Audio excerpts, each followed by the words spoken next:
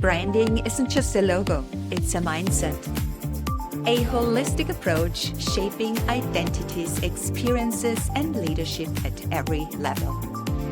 Welcome to BrandsTalk with your host, Brigitte Bojkowszky, where excellence meets purpose. We share insights and lessons to inspire and elevate. Let's dive in.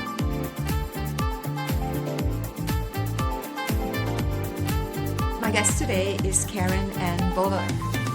Karen is a powerful storyteller and risk taker. Founder of Daring to Transcend, Karen inspires women leaders to pursue change in business culture and in their personal lives. She encourages women to take risks, embrace authenticity, and make an impact beyond the bottom line. The first woman promoted to Executive Vice President at AM Best Company, Karen's career was marked by taking the risk to make cross-disciplinary changes and impact on a wide variety of people and processes. Karen is the author of the best-selling novels Discovering Power and Pursuing Truth, books 1 and 2 of the Ascending Ladder series. Welcome, Karen. Welcome to BrandsTalk. Thank you so much for having me today, Brigitte. I'm excited to be here. As always, I love our conversations. Me too. Karen, I'm so glad to have you back on BrandsTalk. You were on the show about 3 years ago, I think, and it feels it's the perfect time to welcome you again, especially now as you prepare to release Embracing Trust, the third and final book in your Ascending Leaders trilogy. And with this series, you're taking us on a powerful journey from discovering power to pursuing truth, and now to something that is both more subtle and also more courageous, and that is trust. And especially right now, in a time when leadership credibility is being tested and workplace cultures are shifting, and many leaders, especially women, are quietly navigating these dynamics, and also the inner conflict between conformity versus staying authentic, so true to ourselves. This book feels like a necessary conversation. So let me start here, Karen. Embracing Trust revolves around an actually simple but also profound question. Who can I trust? So why was this the right question for the moment in leadership, business, and in life? It's interesting because, as you said, we're at a time where trust is at a premium. But, let's face it, trust is at a premium. I mean, you read the surveys, most employees don't trust their leadership. If you listen to leadership, they clearly don't really trust their employees either. There's definitely a disconnect, and the AI environment is just, to me, particularly for business, making it worse. So one of the things that came up for me when I was writing this book or getting ready to write this book was not only looking at the first 2 books in the series and saying, wow, we've got a whole lot of broken trust that has occurred, with Cheryl, with Alicia, with Cheryl and her husband, but also in the workplace with people, going off the range. So it was like, to pull all that together, it was like, this trust has to be the question. So it was really twofold. It was one, looking at the series where we were and where the characters were and saying, holy crap, they need to work on trust issues here. And secondly, looking at the environment and saying, well, there's just, obviously there's the whole bigger picture, but even just within a business environment, there's a whole lot of trust issues. So asking that question, who can I trust? It seemed like a critical question to ask at any point in our lives, but particularly at this juncture in our lives. Who can we trust? Because we need people to trust. We need to know who we can trust. We need trust in our relationships, yet it seems so hard to find sometimes. Exactly, yeah. And trust is often framed, as you say, it's the environment, it's the workplace, it's also our private life, but it's also often framed as something external and something others either earn or betray, right? But your book also challenges the idea as something that is internal as well, right? So it's not just the external trust, but it's also the internal. So where does this self-trust sit at the heart of this very story? Well, I think self-trust sits at the heart of everything. Because if we don't trust ourselves, if we don't trust our instincts and our actions and our beliefs, we really have nothing, because we can't trust anybody else if we don't trust ourselves. I mean, I think that, they say you can't love anyone if you don't love yourself, but I think trust is sort of the same way. One of the things that the characters in this book have to ask themselves is can I trust myself? And where can I trust myself? We sort of run this gamut in our lives of, trusting ourselves, but also questioning, the autopilot that we get on at times, and the things that we've been taught and we've have as ingrained beliefs. So I think one of the things that some of the women in this book, and I think we all struggle with, is where can I trust myself? Where am I really being true to myself and in integrity? Or where am I hearing other voices that I have internalized and think are of my own that I really shouldn't be trusting? So it's trying to figure out, I think, for all of us, and particularly for a couple of the characters in this book, is where are the voices coming from? Are they really my true internal voice, or are they other voices that are causing me to maybe get off track and not be in integrity?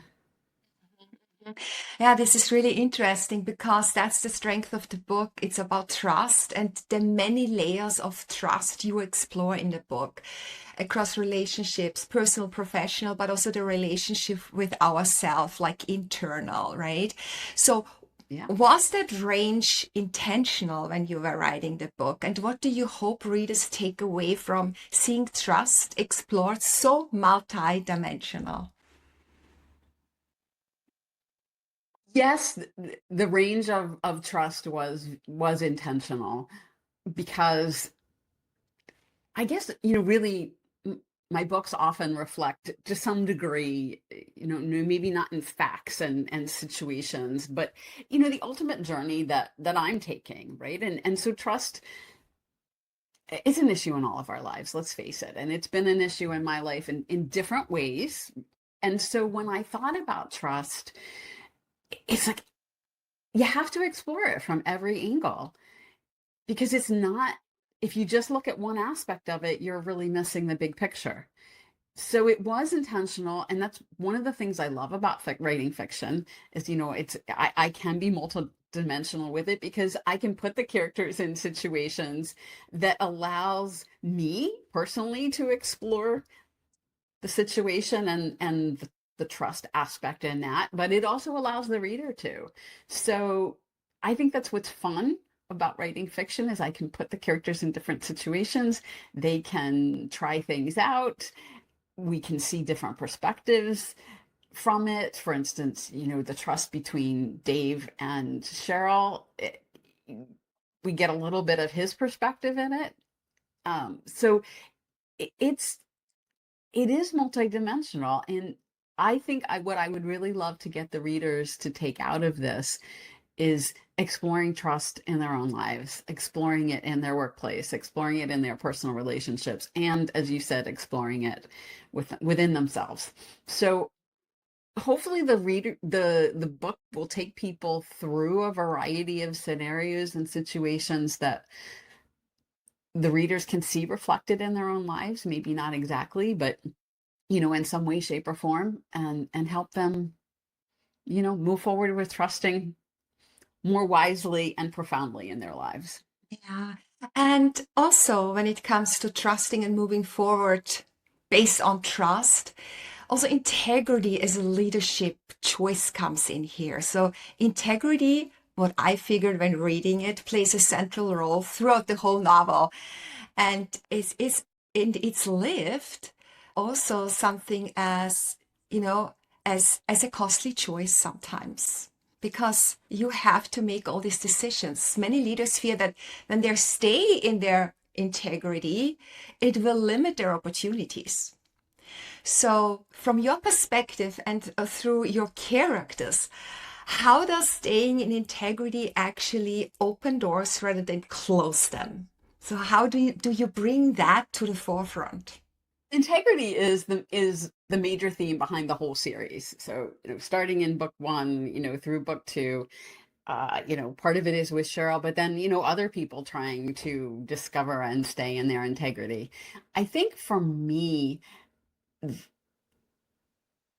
what integrity opens the doors for is creativity.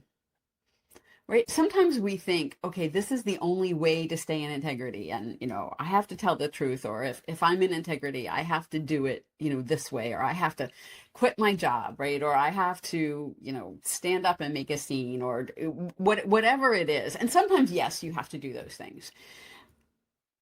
But what I love about the characters, and I'm going to give the characters credit here versus myself, but what I love about the characters is the creative ways that they come up with to stay in integrity.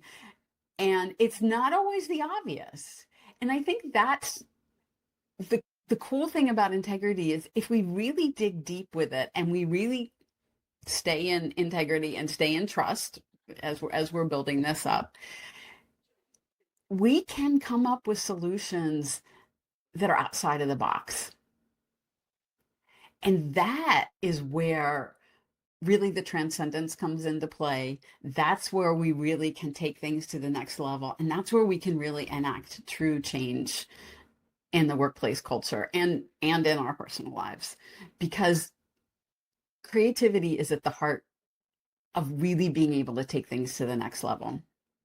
Isn't it even a more challenging thing for women in high stakes male dominated environments? I mean, here you're really stretching your creativity and really you need to get out of the box. So, can you tell us a little bit about that additional layer of effort and challenge that we as women are facing in male dominated environments?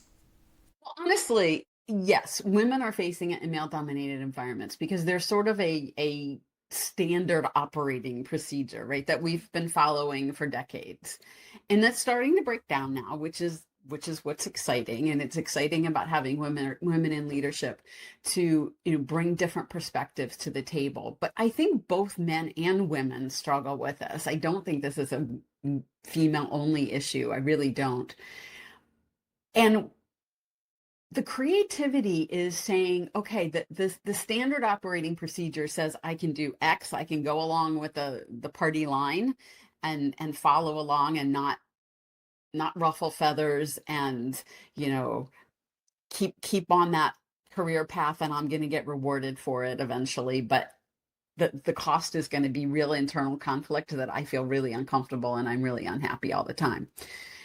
The other option is, in today's world, is, to walk away, which a lot of women have done. I'm going to leave the corporate world. I'm going to go off on my own. I'm going to be, consultant or a coach, or I'm going to just drop out of the workforce entirely, whatever. I think that's a way that women have handled it in the past. And that has sort of been the option, either, go along or walk away. And that middle ground of trying to find a way to stay in it and make changes without blowing up your career, right? Because none of us want to blow up our No. career. But sometimes you're faced with that. And Cheryl is faced with that throughout different aspects of all three of these novels, right? How do I make changes without blowing up my career? And the creative part is where we find the balance between those two options. And it does take extra time. I mean, if you look at like what Cheryl does in order to prepare herself, it is taking time to listen to yourself. It is taking time to calm yourself down and be in a centered, powerful state, by meditation or journaling or exercising or however you do that. Cheryl has her ways of doing it, but there's not only one way of doing it. But if we take that extra time to get centered, to be in integrity with ourselves, to be calm, we can come up with solutions or actions that we can take that are not at extremes, but walk that fine line between, okay, I'm not going to blow up my career, I'm not going to do this, but I am going to take a stand in some way, shape, or form for what's important to me and what my values are, so I can stay in integrity. And that's the extra work that has to be done, because those solutions aren't going to be top of mind, because they're not standard solutions. And as you know, being a creative person, creativity takes time and space. So you've got to allow that time and space for you to be creative and not do knee-jerk reactions and not, just keep pushing. You've got to pause and stop and allow those creative solutions to come through. I think through your stories, through your characters, that comes across so beautifully. Yeah, when to pause and what to do, and the journaling and the meditation, and also then ring a friend. Who am I trusting with that difficult situation or the challenge that I'm going through? Who is that, right? Yeah, so this is... Yeah, and one of the things that shows up for a lot of executive women and for some of the characters in the book is, you often get isolated. You're often in a situation where friends are at a premium because you don't have the time, or you haven't taken the time to develop them and nurture those friendships, because friendships take time. And Cheryl has a friend or two that she reaches out to in the books when she needs balancing. Some of the other women don't, and that's something that they have to explore. Who can I trust? And if I'm in a situation now, what do I do? I don't have anyone. I've become isolated because I've been so focused on my work and my family that I haven't developed really other relationships that I can talk to. And that unfortunately happens to a lot of women, because it's so much. It's so overwhelming. Yeah. And that's why it's so important to have someone, or an inner circle, a group of people that truly understand where you are and support you when you're not in the situation, when you're not having, the power and the energy to go it alone. And so there's someone else who is lifting you up, or a group of people who is having your back, right? Yeah, so I want to... Absolutely. That is so that's important. so essential. Yeah, I know that as an entrepreneur. So you are basically isolated as a solopreneur. You need to be a socialized creatures. We need that interaction with other people, and especially with those who really understand where you are, who understand your journey, understand your situation, and also know how to move forward, because some have gone it already. Yeah, and the same thing happens with you. There are others that are just a little bit behind of you, but you can help them. You can reach, you can give them a hand. And I love that with the book, because you're giving so many who are in this isolated situation in the moment. Oh my God, now I have to make this decision. What do I do?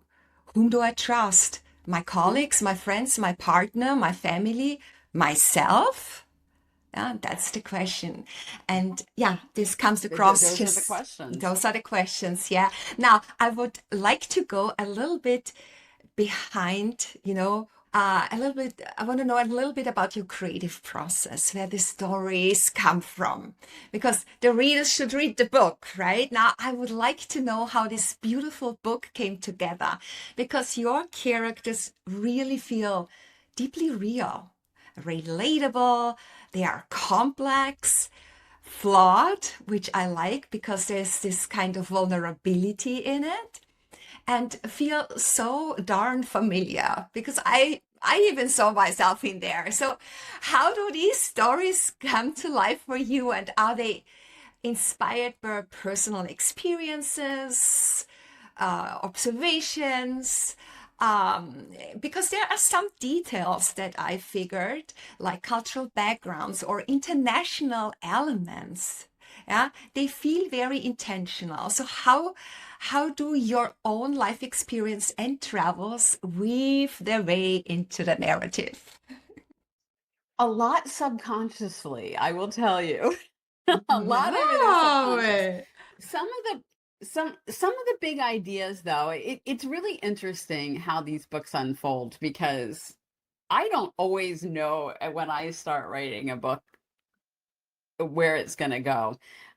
I have some idea at the beginning where things are going to end up, but they don't always end up where I think they're going to. I'll tell you that right now.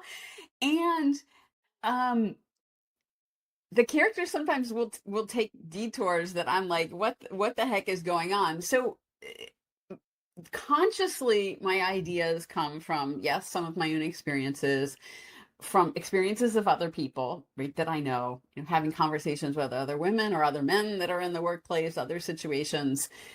Definitely from that. Sometimes from things that are in the news or that I've, heard of, from other things. So I get like bits and pieces and ideas from external sources. And then as I'm writing the books, occasionally, like, which happened in Embracing Trust, I'm struggling for a solution, or the characters are struggling for a solution, and then sometimes something will pop up, an email in my inbox, something I hear, a story that I get from somebody else, and I'm like, oh yes, that's how we move forward. So things just sometimes appear the way we don't expect them to, but they show up. But a lot of it is just the characters themselves. It's like I hear the dialogue in my head.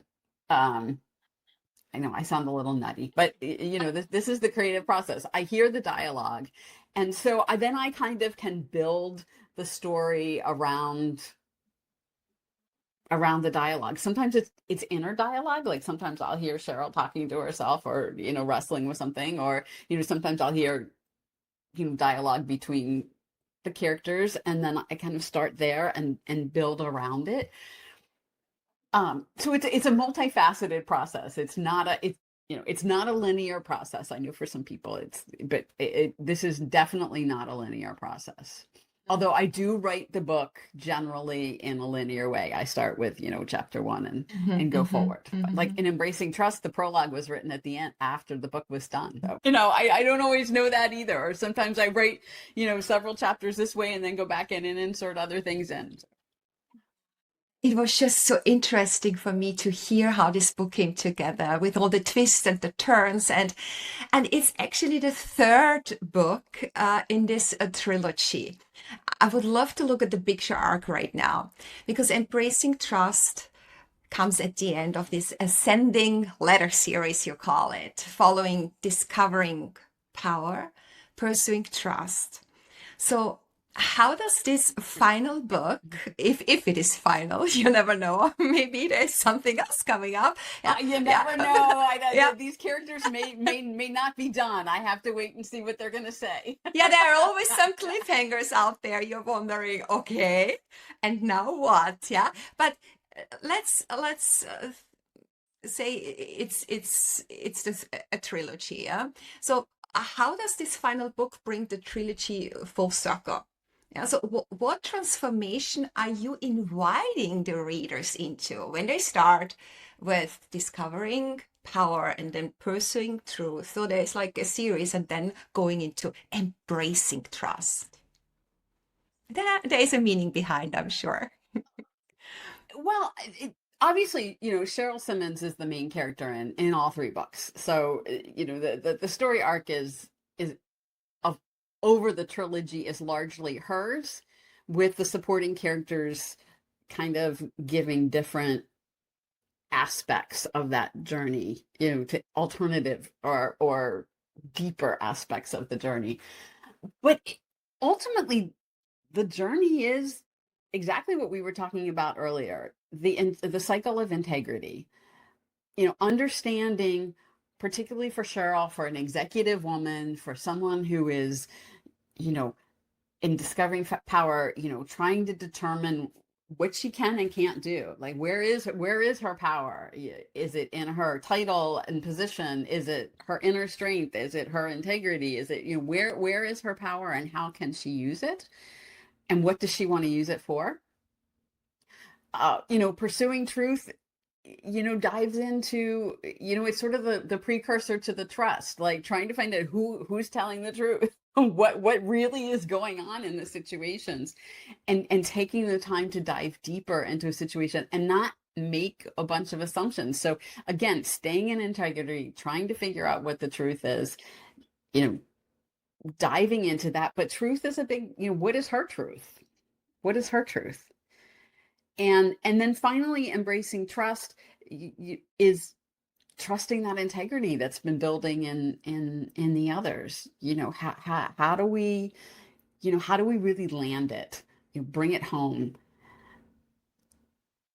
with staying in integrity, and being confident in staying in integrity, and knowing that you can be creative and standing in your integrity and still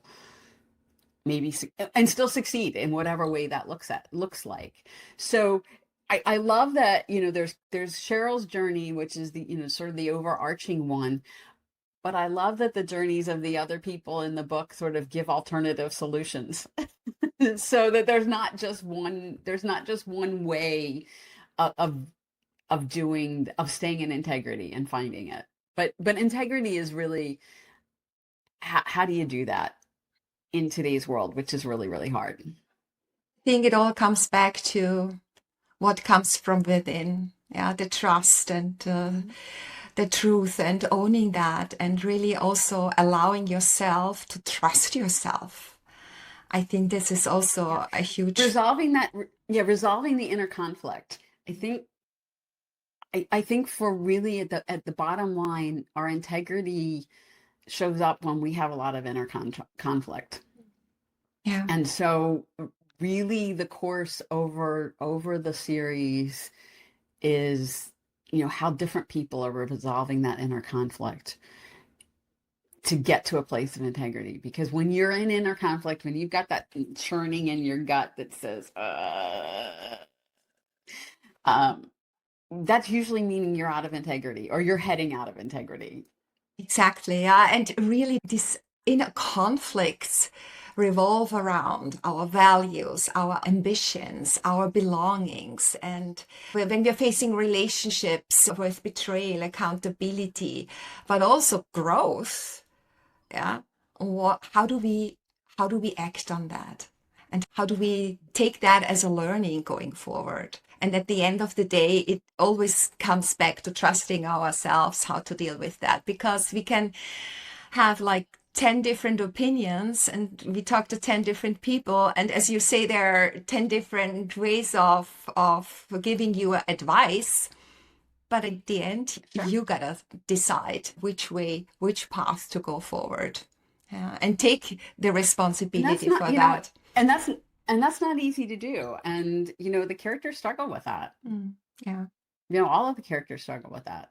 Yeah. And I think we all do struggle with that. Yeah. And to your point, one of the reasons that I relate to the characters, I think the characters are relatable, is because they really reflect struggles that we have. I mean, maybe we're not in those particular situations, but we're often in situations that are close enough that it feels like, okay, I know that feeling of inner conflict. I know that feeling of not knowing what to do next, of being under attack in some way, shape, or form, which we all are. And again, the characters find themselves in that way. Am I under attack?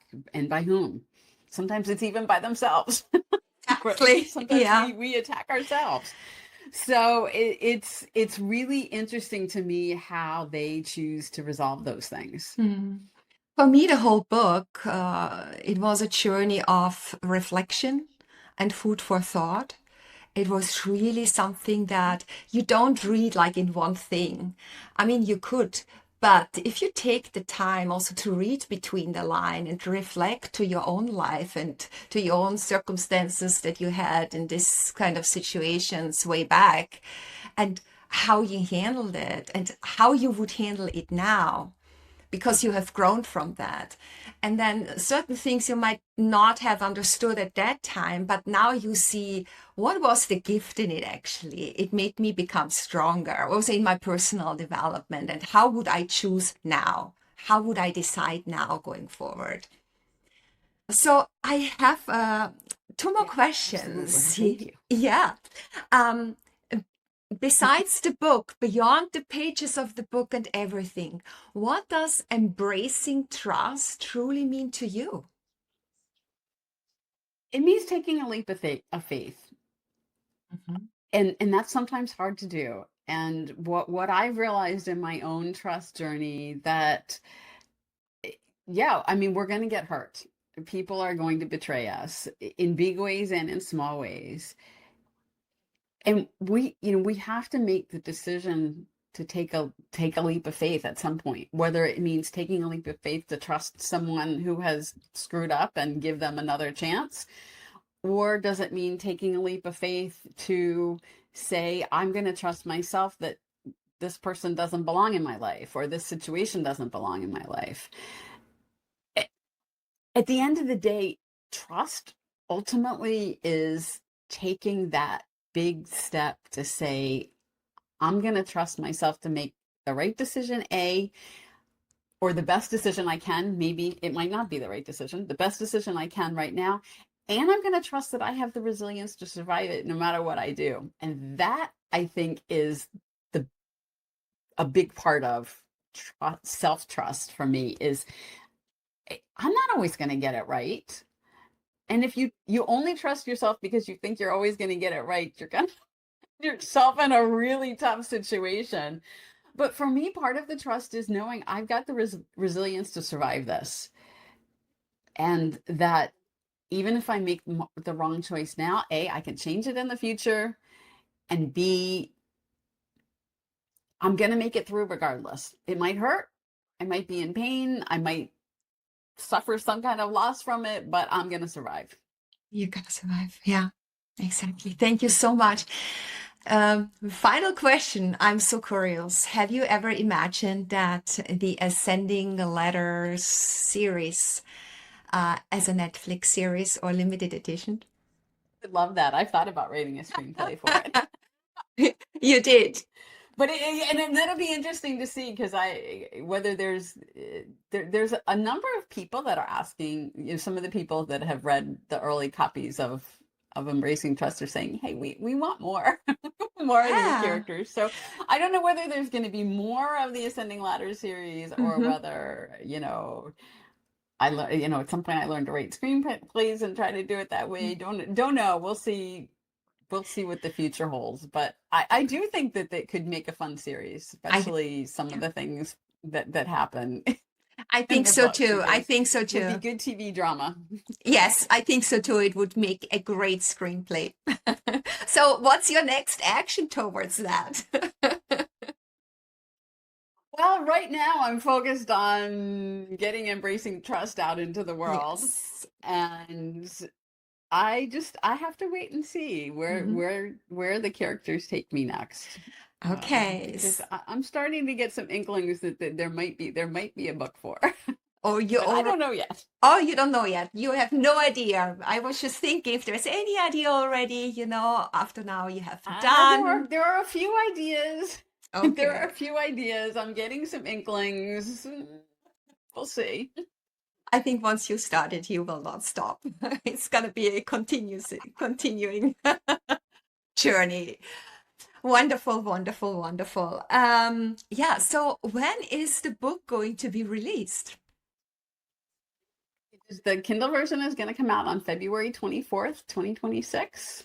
Mhm. So there will be a special introductory price for the first 24 hours or so of $1.99. So that's a great time to dive into it. And in the meantime, Discovering Power and Pursuing Truth are both on sale for $2.99 if you want to catch up before the new one comes out. Exactly, exactly. Okay, so where can people find you? Where can people kind of pre-order the book, or so what shall we do now? So there is no pre-order for the book, but if you want to make sure you get the email link to get the special pricing on day one of the release, you can sign up for my newsletter at daringtotranscend.com.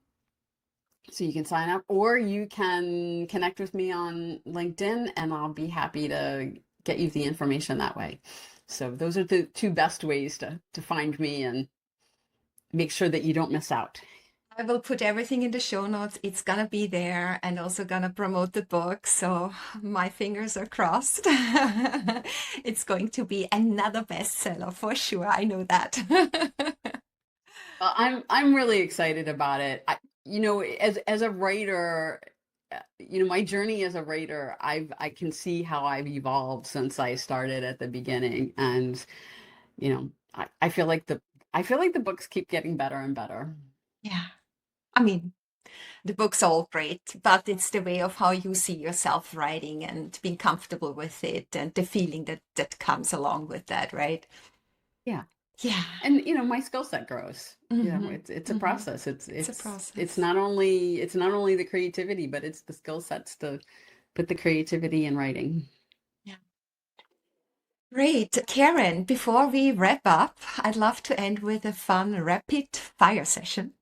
I throw out a term and you share. Oh boy, it's not difficult. I think it's rather easy. So, are you ready to dive in? Ready. Mindset. How you approach life. Writing. Mindset is the key. Writing. Creativity, fun, self-expression. Authenticity. Being true to who you really are and allowing that to show up in the world. Confidence.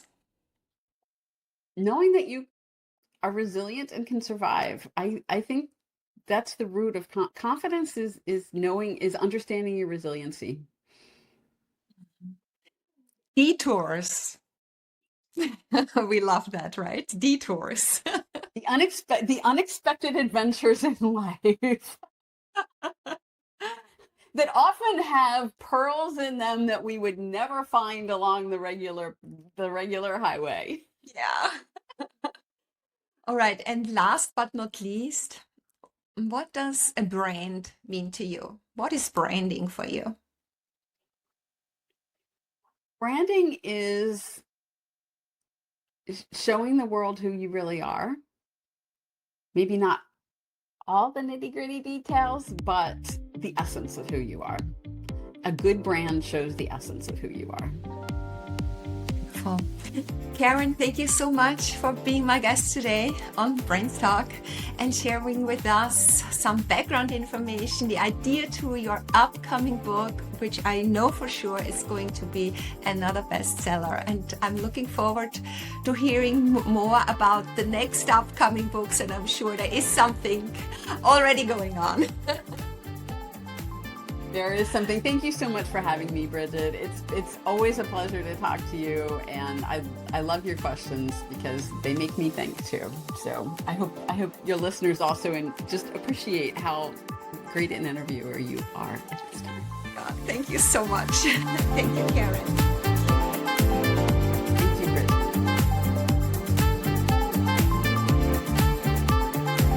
If you enjoyed this episode, hit follow on your favorite app, share it with your network, and leave a quick review.